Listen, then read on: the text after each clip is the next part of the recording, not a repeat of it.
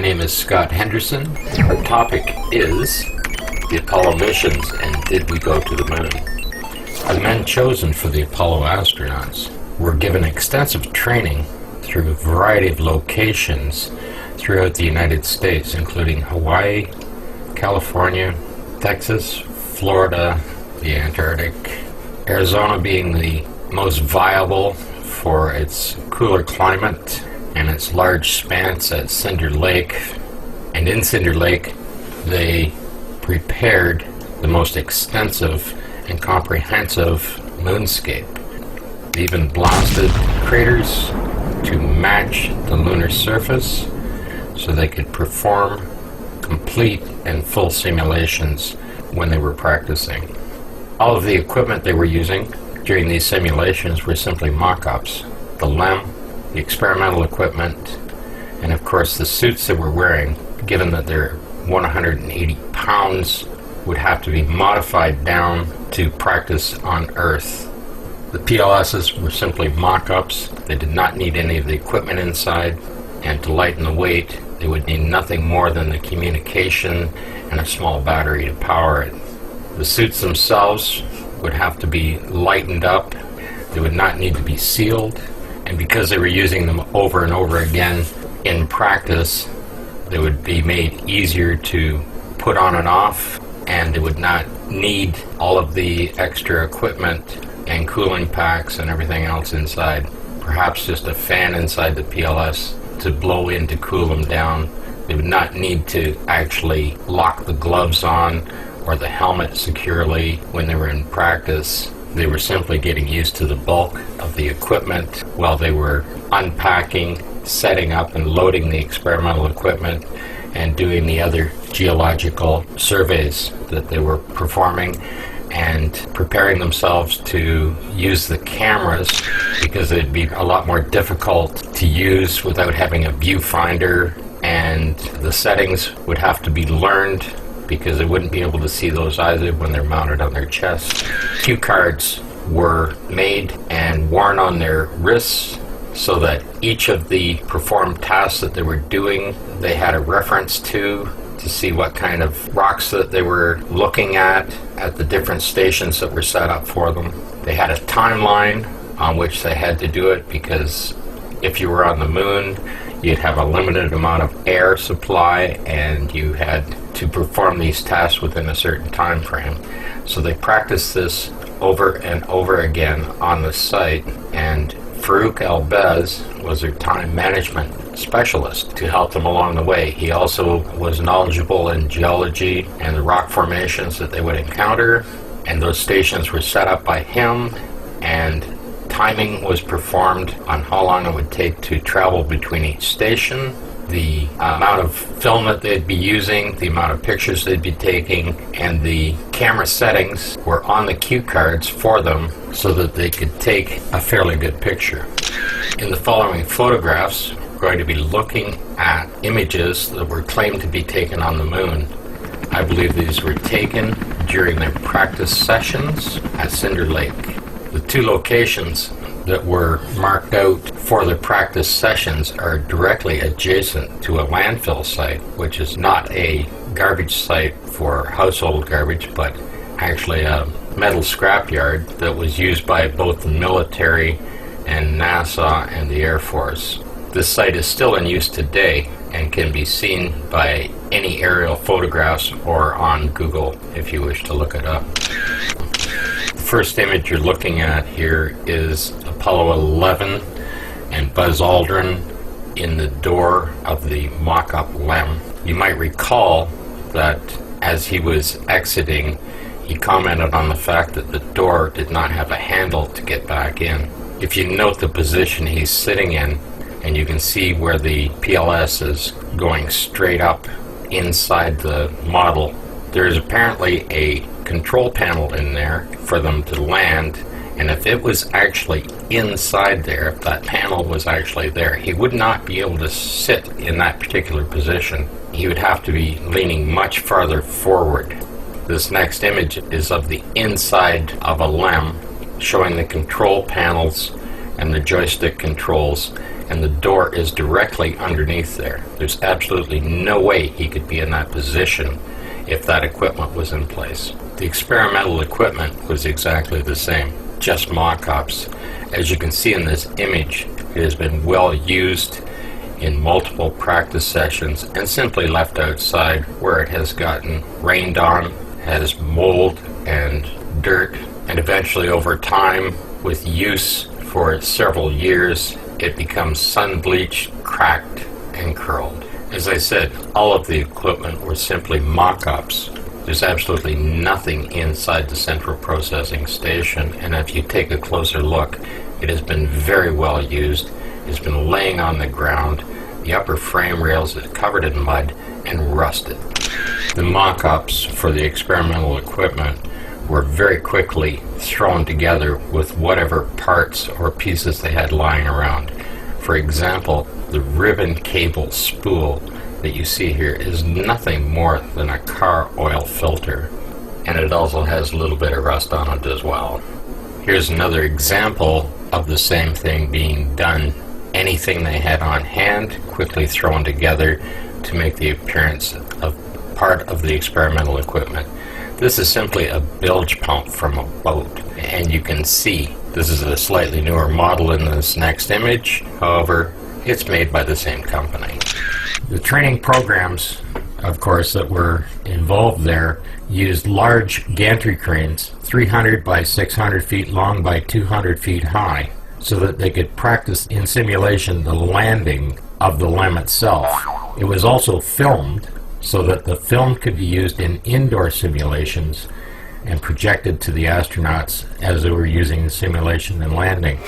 The large plaster molds of the moon itself were also used to create the maps that were used on the rover that were available to them so that they could navigate around with. All of these things were done at Cinder Lake. The astronauts themselves, when they were practicing, were using mock-up equipment out on the set. In a full simulation, they needed to be in a suit because they needed the encumbrance of the suit to keep that timeline in to see how long it would take them when they were fully dressed. An Apollo spacesuit weighs 180 pounds. It would not be suitable for them to practice in and to do the simulations. A suit would have to be designed much, much lighter for them to work in. So in the following photographs, you're going to see what the actual suit looks like. It is much lighter. It does not have to seal. You can see in the photographs that the zippers don't do all the way up. The boots are just zippered in because the ring collar would be absolutely impossible to put your foot through and do that daily and work in it for hours. The following photographs, you're going to see a number of cars from Apollo 12. They didn't hide them much. There's quite a few there to be found. And of course, here are a few shots of the original photographs of the vehicles that are posted on the ALICE site from David Percy and Mary Bennett, and as well as are in the videos from Apollo Detectives. And in these photographs, you'll see that these cars have been simply placed there as simply a junkyard. The cars are easy to see, very apparent, and if there was perhaps just one, that would be fine, but they're everywhere. Apollo 12 is just laden with automotive parts, machine parts, and metal parts sticking up out of the ground everywhere. And there are photographs of the astronauts digging them out of the ground, picking them up and showing them to you. And as you can see, these are not rocks. These are not natural formations. And it's not just that there's one or two. They are everywhere. Even the rocks that are molded over have machine quality lines in them. Perfect domes, perfect round circles. They shine and reflect back brighter than any other part of the surface. These are man-made parts, unmistakable. Anyone can see them, and they're everywhere. Almost every piece on the ground that you're looking at in the simulations have been shotcreted over to create a lunar surface. These anomalies are in every mission, and they're everywhere. There are no random photographs. I believe that the astronauts themselves were intentionally showing you these items on the ground. The fact that they picked them up and photographed them in particular, the fact that they pull them over, the fact that they can kick open a rock with their boot and show you spark plugs that are inside. It's just amazing. I'm absolutely shocked that these images could get by anyone from NASA, but they did, because they weren't given back to NASA until the 30th anniversary. This is how they got there. They were not ever intended to be shown to the media or to the public at any given time. Only the 3 or 4 dozen professionally done media shots were created for that. Beautifully colored, centered, image quality photographs. Some of those have been airbrushed over to keep them at the highest quality level, but these other shots that the astronauts were using were simply when they were out practicing. They had cameras that worked, so they were taking the pictures. They were exposing these items, and I believe that they wanted to honor their 3 fallen comrades that died. Out of the 60 astronauts, 3 of them died in the fire from Apollo 1. And I believe even if it was only rumored that they were actually killed, that it was not an accident, these astronauts would have been very disgruntled employees. And if they wanted to get back at you, they did a very good job. They exposed this for those astronauts to show how fake it was. In this image, what you're looking at are the right rear frame rail of the rover from 3 different shots. As you can see, they're completely different in design and actual equipment that was being used. On the lower part of this image are 3 different sets of rover tracks made by 3 separate rovers. Here's another look at an Apollo 17 photo. Look at these moon rocks. Just have a quick look around. Just follow my mouse and I'll let you decide.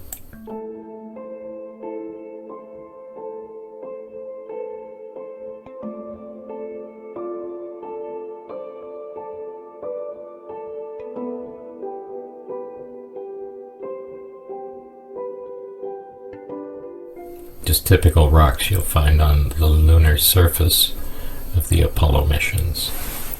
Here again is another Apollo 17 photograph, just a nice panoramic view. Let's go in and have a little closer look and see what's out there.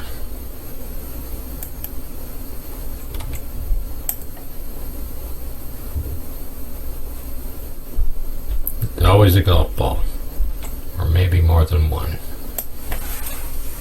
This photograph is from magazine 40, Apollo 11. Let's have a look in this crater. Perfectly machined casing with parts inside. You can see them quite clearly. Another piece here. Come up here, you actually have a chain drive right here. 2 perfectly round holes. Another piece of equipment here, and it just goes on. Big tube here. Everything in these photographs have been shot in a junkyard. This is Apollo 16, magazine 115. We certainly are in a scrapyard, that's for sure. This truly is a junkyard. Let's go in and have a little look.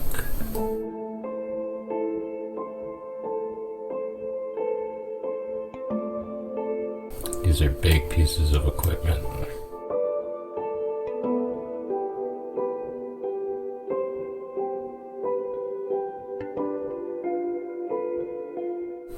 Okay, now let's have a look at a typical Apollo 16 panoramic view.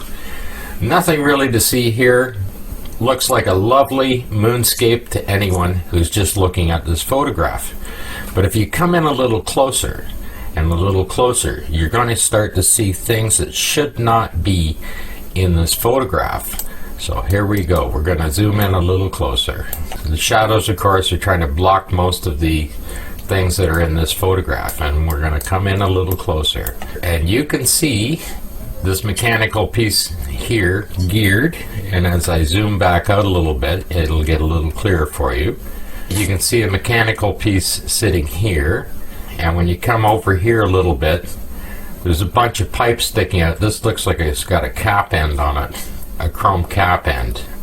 Looks down. And some people will say, oh, those are just rocks. That's just the shadow. That's just whatever.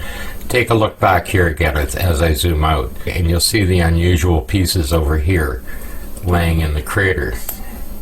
And if that isn't enough, let's just slide over to this piece of equipment right here. Isn't that beautiful? Highly machined gear here with a bolt running straight on through there. Entire case here. All the parts on the side here. It almost looks like some kind of a big pump motor on it with a shaft running straight out of there. Nothing unusual in the photograph, eh? Just a nice virtual scene for everybody to look at. And there it is right there. All of these other little pieces here, of course, have been shotcreted over. They're harder to see, but they're everywhere. Pieces of equipment like this, when you come in, you can see the machine molded cases or parts that are in this thing sticking out that were not completely covered over when they were grooming the surface. Perfectly round objects like this are available as well. Just a typical moonscape that you'll find in almost every photograph of the Apollo record. This is another Apollo 16 photograph. Typical crater, nothing really to see here, just a lovely moonscape and a very black sky. And as you come down a little bit and look, nothing really unusual to see. So let's just zoom in a little bit. Nothing really standing out. Let's zoom in a little farther. Looks like there's some writing on this. Right here. Very unusual rock. Let's move over to here. Look at this piece of metal, twisted, sitting out, jumping right out from under the thing. Failed to shotcrete it in. All of these pieces here. These are metal objects. You can see the perfect curves on them. You can see how they move around, the big bolts sticking out of them. It's all through here. The longer you look, the more you're going to see. And as you come down through, across, here's a beautiful piece of equipment just sitting there. Zoom out a little bit just to make it a bit clearer, and you can see that it's just sitting perfectly in there. Thrown in there, just on the ground as you zoom through, and you're looking at all these pieces, and the longer you look, the more you're going to see. This is Apollo 17. Beautiful scene. Nice, very smooth mountains of the moon molded in there nicely, and this lovely crater that we're going to have a look at. Of course, Mr. Fetzer will be amused to see that there's a Corvette sitting on the side of this hill here. So let's go in and have a look at it. This is what you see. Beautiful round, beautiful fender at the back. The tow bars here, the front of this car has been completely smashed off. The window's sitting right here. Down it's obviously a convertible. The two seat pockets are right there. Right, the frame rail down. It's all sitting there in place. And that's not the only thing that's in this crater. If you look down, most unusual piece of equipment. Look at this piece of curved steel sitting right in here. It's all rippled effect right here from just pieces of steel. That's what you're looking at. Just a junkyard. And down here, these are shotcreted over pieces of metal, but you can see the bars, the rods sitting here, down through here, and I just follow my mouse around these different things. Big piece of equipment just thrown away. This entire pile here, if you look at this, it's just a wrinkled piece of metal covered over. There's holes in the end of it here, but it's just folded over. Rocks don't do that. Natural formations don't do that. This curvature here around, big casing from some kind of a machine. This looks like a big axle hub or a brake bearing wheel. Back in through here over.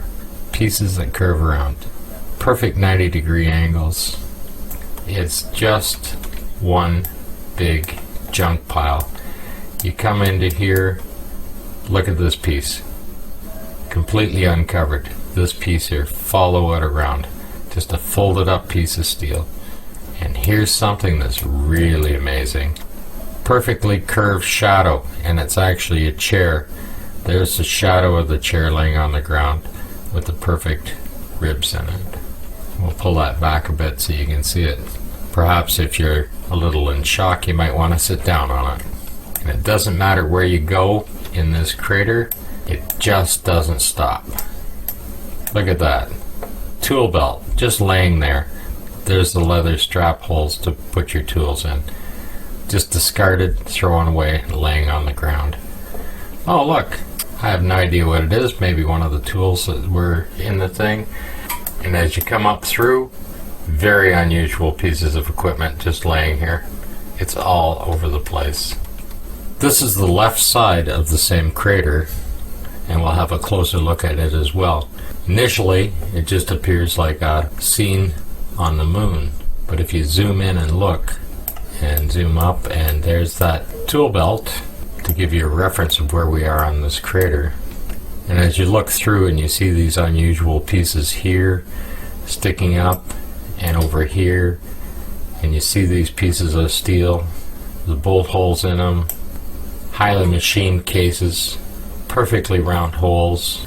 This particular piece here is what they used in Ancient Aliens, claiming it was a robot head from an alien source. Absolutely no way that these are natural rocks created from a meteor impact. And as you look through and see the molded pieces of steel and the bands around here, nobody can say that you're in anything other than a junkyard. This is a landfill site, a scrap metal site.